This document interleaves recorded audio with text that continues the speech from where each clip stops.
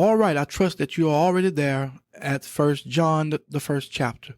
First John, the first chapter. But let me just say this. This epistle places emphasis on our assurance of salvation. It reveals several contrasts, such as light and darkness, love and hate, God's spirit and the spirit of the Antichrist, God's children and the children of the devil.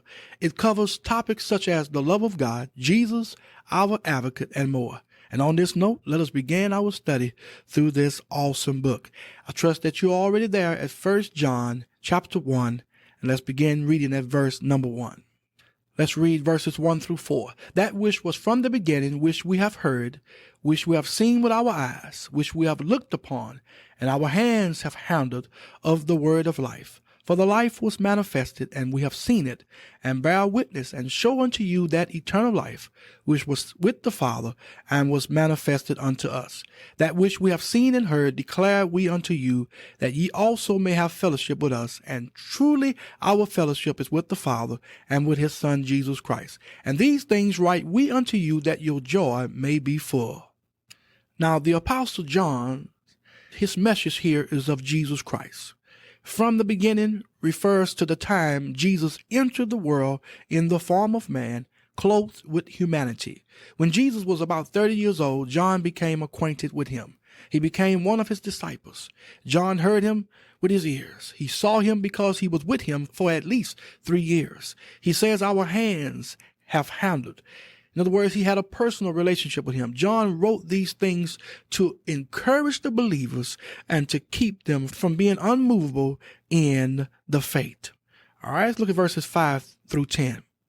This then is the message which we have heard of him, and declare unto you that God is light, and in him is no darkness at all. If we say that we have fellowship with him and walk in darkness, we lie and do not the truth. But if we walk in the light as he is in the light, we have fellowship one with another, and the blood of Jesus Christ, his Son, cleanses us from all sin. If we say that we have no sin, we deceive ourselves, and the truth is not in us. If we confess our sins, he is faithful and just to forgive us our sins, and to cleanse us from all unrighteousness. If we say that we have not sinned, we make him a liar, and his word is not in us.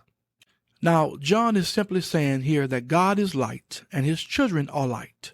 And anyone who claims to be a child of God but practices sin is a liar. But he also makes it clear that the believer is not flawless. Anyone who believes they are without sin deceives themselves. We all have shortcomings. The difference between us and the ungodly is that we don't practice sin and they do. Then he says, when we do sin and confess our sins, God is faithful and just to forgive us our sins and to cleanse us from all unrighteousness.